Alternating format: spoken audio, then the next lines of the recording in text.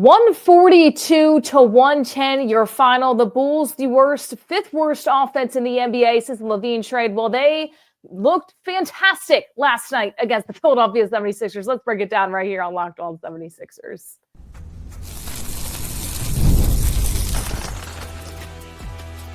You are Locked On 76ers, your daily Philadelphia 76ers podcast, part of the Locked On Podcast Network, your team every day. Welcome into Locked On 76ers. If you're watching us on YouTube, make sure you like, comment, subscribe wherever you're listening to podcasts, and check out our free daily newsletter on LockedOnDaily.com. Your host, Keith Pompey, 76ers beat writer. I'm Kayla Santiago, sideline reporter for the Delaware Blue Coats, the Philadelphia 76ers NBA G League affiliate. 142 to 110 your final. The Bulls coming in as the fifth worst offense since the Levine trade in the NBA coming into this game. Keith, the 76ers made the Bulls look some sort of contender. I mean, it was just no effort was there. Defense was bad. Everything in between, three-point shooting. This team looks so depleted, and that's exactly what we saw and more last night. Yeah, this team looks like, depleted. This team just looks like a squad that should be tanking, right? Yeah. They look like a squad that's already tanking. But you know what? The problem with the 76ers is when you look at this team that they played, this team had a bunch of guys where you look at it, they had like Kevin, Huter, they had, Josh Giddey, Zach Collins, Lonzo Ball, another guy in the starting lineup who nobody knows who he is, right? Outside of Chicago. Yeah. But yet and still, the Sixers come out there with Paul George, Tyrese Maxey, and they gave up 39 points in the first quarter. They gave up 75 points at the half. They were down 50 in the fourth quarter, right? At one point, there were more boos than three-pointers made. Actually, the whole game. The Sixers got booed probably 30 times and only made 10 threes. So this is horrible. So we look at it and we say, okay, maybe they're tanking, but you got two all-stars on the team and you're getting the doors blown off. It was a bad effort, a horrible effort. And the Bulls coming in losing 11 of their last 15 games. And the 76ers, they come in and just look completely terrible. You're not talking about a team that everybody's out, nobody's really playing. You're talking about a team that still has Tyrese Maxey and Paul George and some surrounding pieces, and they lose 142 to 110. People, I know it's been a bad season, and I get it, and they've looked terrible as of late. But right now, it just seems like, oh, well, they're not going to win games, so let's go out there. Let's not try. Let's not put an effort. And Paul George said something along those lines as well, Keith. You got a chance to talk to them. He said, to be honest, right now, it's a little far-fetched. All we can do is work hard, try to keep going for one another, but we show no signs of forget championship at a playoff contending team here. This team is just going down in the dumps at this point. When you look at the 76ers at halftime, the three-point shooting is still blasphemy to me and just how tough it was at halftime. 6 for 21 from beyond the arc, shooting 28% right there. The assist ratio is on the Bulls side. But overall, you're talking about a 76ers team that just got blown out by the Chicago Bulls. You could say this is okay if they're playing Cleveland or if they're playing Boston. Chicago? Really? The thing is, let's face it, the Sixers aren't just a good team right now. Yeah. They're just not. You look at it, you got Kelly Oubre, you have Paul George, you got Yabusele, Quentin Grimes and Maxey started. But then when you look at it, you go to the bench, you have Andre Drummond, you have Lonnie Walker, the fourth, you have Ricky Council, the fourth, Adem Bona, David Roddy, Jared Butler, and Jeff Doughton. So when we look at it, you can make an argument that the Bulls have a better bench, right? And the really thing, but here's the thing that really stood out, and you read half of that quote, but I'm going to read the whole quote, right? Because the thing that stands out is it gives you the mindset of the team right now. Everyone keeps saying, you know what? They're 2.5 games out of 10th place with 25 games left. So they're still in contention to make the play-in tournament, right? But they also still have the 6th worst record in the league. And Joel Embiid, let's put this out there. Joel Embiid did not play last night. Right. And so what Paul George came out and said was, regardless of who's playing, who's not playing, to have admiration for this group, to believe that we can be that we can get into the playoffs, but to make a push towards it. We've shown no signs of a team that will compete. We just don't have the habit of a champion or a playoff contending team. So to be honest right now, it's a little far-fetched. All we can do is work hard, try to keep going for one another, but we've shown no signs of, forget championship, but a playoff contending team. So that's bad. You know, it's bad. It's bad right now. So the state of the Sixers is horrible. Like you said, you can lose to Cleveland, you can lose to this, but not only have they lost to the Chicago Bulls, a team that they boat raced the first time they played them, right? They lost to the Brooklyn Nets twice, a team that they crushed the first two times they played, and they lost to the Toronto Raptors twice this season. So it's not good. It's not good right now. And it's really interesting, too. The biggest thing you pick up out of that quote, on my end at least, no signs of a team that will compete. And it's interesting because you and I have both talked about that Nick Nurse is really not going to say anything too negative, or the teammates are. I'm not saying that Paul George was necessarily dishing on anybody here, but he's kind of putting it out there saying, you know what, you're seeing what's happening. There's no signs of this team competing. He's trying to make it turning into a positive way, but the reality is it's a lot of negative for the Philadelphia 76ers. And I think right now, when you look at this team, it's almost a question mark as to how. How do you get blown out by the Bulls when you have – I understand that the 76ers don't have a bench and they don't have a lot of depth, and I get that. You still have Tyrese Maxey and Paul George out on the floor. That should be good enough to be able to beat with a team, the Chicago Bulls, but it's not. They're bad. They're a bad team. They're looking bad right now. They're looking like a team that really doesn't care and that doesn't want to be out on the floor. I mean, they had 25 games left in the NBA. This is just embarrassing, I think, for this organization. Joel Embiid doesn't play, as you alluded to, and then Paul George and Tyrese Maxey do, and this is what happens. The 76ers, you're telling me that a team that is fifth worst on the offensive side in the NBA comes in with a 6-game losing streak, no Vucevic as well. This is a new low for the Philadelphia 76ers, and it's crazy to say that. This is maybe not even an all-time low at this point of the season, but it's a new low here, Keith, to get blown out the way they did last night. Yeah, but also here's the thing, you got to be real. Like, I mean, again, we go back to it. I mean, yeah, they lost with Tyrese Maxey and but the effort wasn't there. And I mean, Tyrese and Paul George is this and that. Paul George isn't the guy that people thought he was in the beginning of the season, right? Paul George is essentially a role player. Now, Paul George did play well today. He had 19 points on 8 for 16 shooting. He struggled from 3, though, 2 of 7. But he had 2 blocks. He had 2 steals, right? You know, he played well, right? He played well. Kelly Oubre played well. Now, Tyrese Maxey had 13 points on 3 for 10 shooting, right? Now, again, he did have his hand wrapped up.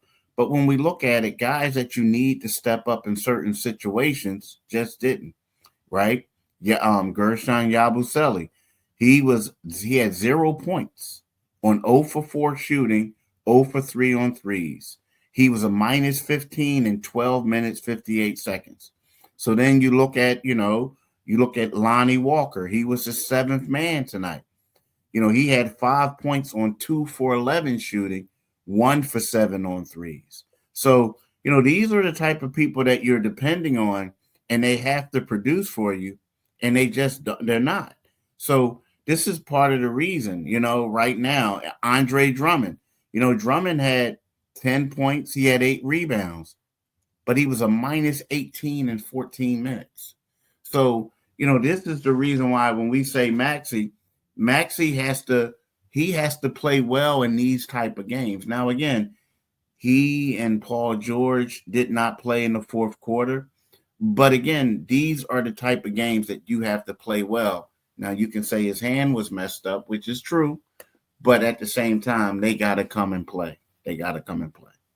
And they just did not. It was embarrassing. It was even more embarrassing than the Nets. We've been using that word a lot here on Locked On 76ers. That has really been the story of the last few games for this team right now. We're going to keep on diving in.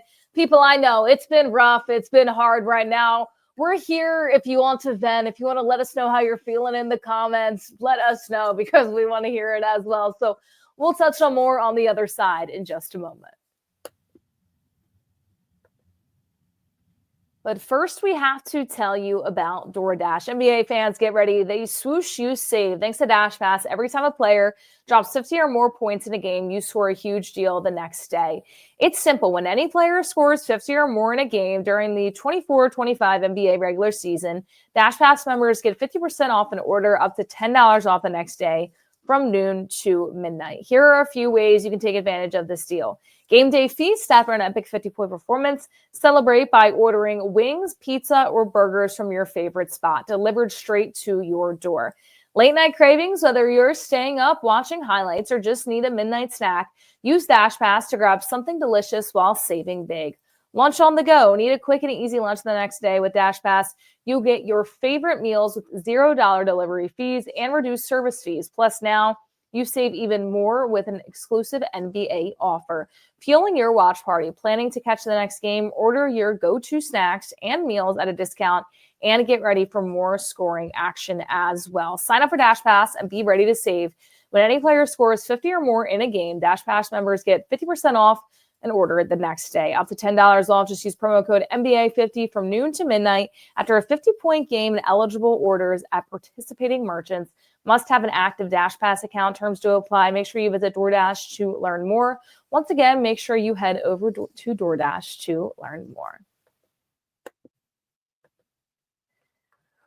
Keith, I want to ask you a question here. You've been covering the Sixers for quite a while, and you know, this is really bad. This team, when you look at it, where does this compare to the process years? Where does this compare to the 10-win season? Where does this compare to the season after that as well? Because I understand back then it was really rough, but this team, when you look at it right now, you expected just so much more from a team that was going to start the season with Paul George, Joel Embiid, and Tyrese Maxey. Where does it rank for you for there in terms of the coverage of it, in terms of how guys are reacting in the locker room, how the coaching staff is, and everything in between like that from those times to now? This is worse than the process to me. And the reason why I'm saying that is because, okay, so, you know, when they had the first season, you know, they had Michael Carter-Williams, Nerlens Noel didn't play. So you look at it and you're saying to yourself, like, okay, well, Nerlens is going to play next year, so we'll see what they got. You know, they're trying to go winless for Wiggins because that's who they wanted, right? We're going to go winless for Wiggins. So there was always like something to look forward to. And then the next year they got Embiid and you know, Embiid didn't play. And then, you know, when he finally did play, the first season is 33 games. But also it was like, you know, they were trying to still go out and I think they got Ben Simmons that next year or was it the year afterwards? But anyway, there was like some type, even though it was bad, it was one of those things where because he didn't play that 10-win season. That's right, he didn't play. Right now, but it was still one of those things where it's like they have something to look forward to. This year, you bring in Paul George. He's supposed to be the top free agent. Well, he was the top free agent this summer. You pair him in with Tyrese Maxey, who came off his first All-Star game. He was the most improved player of the league. Joel Embiid was putting up Wilt Chamberlain type numbers. So you supposedly say we got the best big three. Now you're looking at this team and they're out there getting boat raced by scrubby squads. Now, the one thing that we'll say about the teams that were tanking, they played with a lot of energy. They played hard, and they would beat these bad teams, right? It's the total opposite. You look at a team that's playing lackluster. You know, you got two max players on the floor, and you're losing to the Chicago Bulls, right? So when you factor all that stuff in, and we talk about how the future is messed up. Yeah. Well, it's bad. It's bad. And not only that, I'm going to be honest with you. Back then, the first year, Sam Hinkie spoke. You saw him. So you knew what was going on. The coach, all that. Now it's kind of like people are hiding a little bit, right? Because they know the product is bad. And I'll be honest with you. You got a contract right now in Joel Embiid's that is hard to trade. And you can't trade Paul George's contract, right? So it's tough. It's really tough for the 76ers. I think this is worse than the process with all those things I just said. I'm going to have to agree with you on that, because when you look back at those years, you're building towards something. You know exactly what you're doing. You know that you're going backwards so that you can go forwards. But you were expecting to do that. That was the plan. That's what you wanted to do. That's why Adam Silver was so frustrated, because it kind of started that tanking era with the Philadelphia 76ers. But when you look at this year, you go into this year, okay, well, Joel Embiid came off an injury. Is he going to be okay? Good. He's not playing back-to-back. Give him a little bit of some Kawhi treatment there, have him healthy in the playoffs. All of a sudden, he gets the knee swelling. He's out for an extended period of time. Oh, you get Paul George joining Tyrese Maxey and Joel Embiid. This is going to be a great fit. They're going to be a big three. They're going to be able to win games in the Eastern Conference, even if they're not the top seed, because those two aren't playing back-to-backs. They're going to get in the playoffs. They're going to be a tough out for any team. You expected a lot this year. Now, I'm not saying when Paul George came in, I was saying, oh, yeah, this is the Paul George of the past, playoff P, everything in between. He's clearly older. He's clearly not in his prime, but I didn't think it would come to this. I didn't think it would come to a Sixers team that is currently in 12th place in the Eastern Conference that just got completely blown out and embarrassed by the Chicago Bulls team, a team that also wants to tank. They were 11 losses out of their last 15, losing 6 straight as well, not playing some of their guys in this contest last night either. This is a terrible season. And when you look through the books of Philadelphia 76ers season, this was all the process to get to this moment, to be able to have a team that you thought in the beginning of the season could possibly go far and get you out of that second round. And this is where we end up.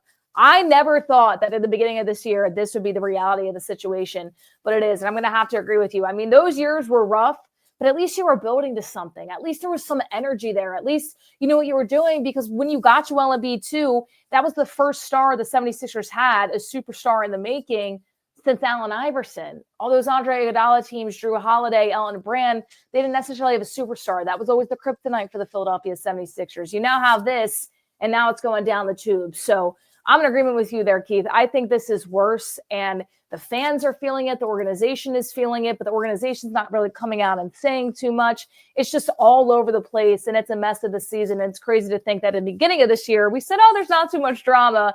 And it's not necessarily drama. It's kind of just a mess, and it's all over the place right now for the Philadelphia 76ers. And now they're seriously the 6th worst team in the NBA and looking towards getting that tanking spot as well.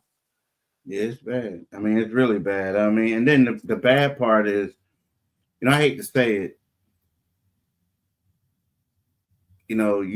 this team is set back. Like when Daryl Morey first came here, he got rid of the Al Horford deal contract, and he went out there and they made trades.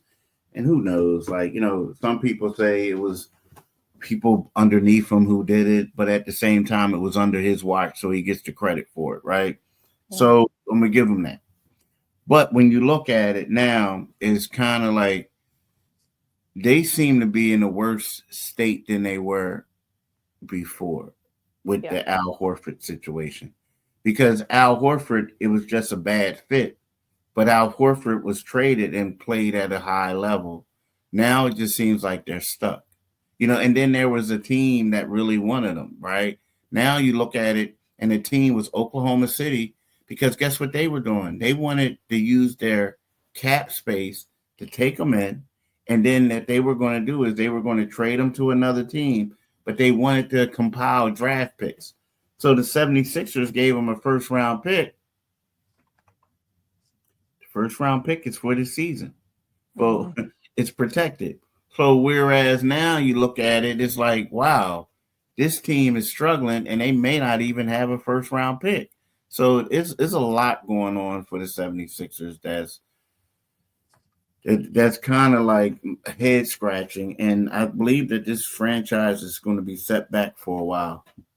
Yeah, the future is definitely in question. And when you look at it and not even possibly dropping into that lottery or that six, you're in the middle where you're in the worst place possible not to get into a playoff spot, which this team doesn't really deserve at this point, and not being able to truthfully tank to get to that number one pick as well. But there's still 25 games left of the season. It seems like the Sixers season is over, but the NBA still have some more to play. So we'll talk about the next 25 in just a moment here on Locked On 76ers. So, Keith, you asked everybody a question, and make sure you guys head over to Keith Pompey's Twitter if you didn't see it. You asked, how many games out of the 25 do you think the Sixers will win? I want to turn it to you. How many games do you think the 76ers can win out of the next 25? They have the Knicks coming up as the most recent game, and then following that, some other matchups as well. I'm looking right now. I think maybe 5. Maybe six at the most, the way they're playing. I think, right now, I do not expect them to win any of their next 5 games. So they have the New York Knicks on Wednesday, and then they have the Golden State Warriors at home. They have the Portland Trailblazers, who are playing better. Then they have the Portland Trailblazers. Then they have the Minnesota Timberwolves and Boston Celtics. I think that they may be able to beat the Utah Jazz at home, maybe. But then I don't see them beating Atlanta. They could beat Toronto. I don't see them beating Indiana. I don't see them beating Dallas, Houston, OKC, the Spurs, the Hawks, or the Pelicans. And they'll probably get the Pelicans, and they'll probably get the Wizards after that. But then I have them losing to Miami, and I also have them losing to Toronto again. So it's going to get ugly. It could get ugly. It is. I'm going to go. I think they fall to the Pelicans. I think they also lose to the Wizards. That game's on March 26th, because the Wizards are really going to try to be the worst team in the NBA as the season kind of rolls out and comes to an end. I think maybe possibly at home they beat the Bulls in the season finale. I'm going to go 3 games that they win, because the reality of the situation here is, now Joel Embiid didn't play last night against the Chicago Bulls, right? Paul George did play. But when you get in a situation, are the 76ers ever going to fully say we're shutting Joel Embiid down, or is it consistently going to be he's questionable, he's out, he's questionable, he's out? Because what I look at with the 76ers is, as soon as you sit Joel Embiid down, that allows Paul George to also be down for the rest of the year too, because what's the point then? And then you really go in a situation where, okay, these games definitely don't look winnable for this team going forward. So I'm going to go 3 out of the next 25. I think that's all they can win at this point. This team has been so bad. And I think as soon as you start to have that conversation of Joel Embiid's not coming back, he's not playing the rest of the year, they're going to sit him out, I think that opens the doors for Paul George to do the same thing. I mean, why not? He's been getting injections. He's been trying to play. He's not fully healthy. Just sit the guys that you need to. Tyrese Maxey was questionable before last night's game as well. But I'm going to go 3 there, Keith. I really just don't have a lot of confidence in this team, what they've shown us, the reality of the situation. And I know some Sixers fans, I know most of them are kind of on the side of, oh, this team is not great right now, they're terrible. Others are saying, well, there's still time left, and there's still that Eastern Conference picture. To me, I gave them until after these 2 games. We talked about this in the beginning of the week. I think this is it for them. I think the story ends here for the 2024-25 season. Their season is essentially over, because this has been a really, really rough go at it. And it's going to be interesting to see what they do, because their season might seem like it's over, but the drama is just starting. The stories are just starting. Stuff for that we're going to follow up on, because when they keep losing games, more stuff's going to come out. Well, maybe they are looking at searching for Joel Embiid. Maybe they should sit Paul George down. We know all those stories are going to start coming up as well. Yeah, it's going to be crazy. I mean, but you're right. This team is bad right about now, and they lost to 3 of the worst teams in the league: Toronto, Brooklyn, and the Chicago Bulls. Yeah. And it's crazy because these are teams. Well, they lost to Toronto twice, but these are teams. The other ones are teams that they were crushing early in the season. Yeah. It's a lack of effort. It's a lack of wanting to go out there and win. And Paul George, she said it best, no signs of a team that will compete. It's out there now. And how do other players and everybody react to that when that's kind of out in the media right now? And there was me getting asked these questions. If you're the Philadelphia 76ers, it's bad for this team right now. And we alluded to it, what they have coming up. Once again, that's against the Knicks. I don't see them turning this around. I see a lot more stories coming out of Joel Embiid and Paul George and possibly shutting people down. But you guys let us know what you think as well in the comments, because technically in the Eastern Conference, they still somehow are possibly in any type of picture that could be a play. And I mean, they're only 2.5 back from the Bulls that are in 10th. It's not going to happen, but technically speaking, they are still right there in the conversation, which is crazy to think about. So the 76ers up next. They have the New York Knicks on the road tomorrow at 7 p.m.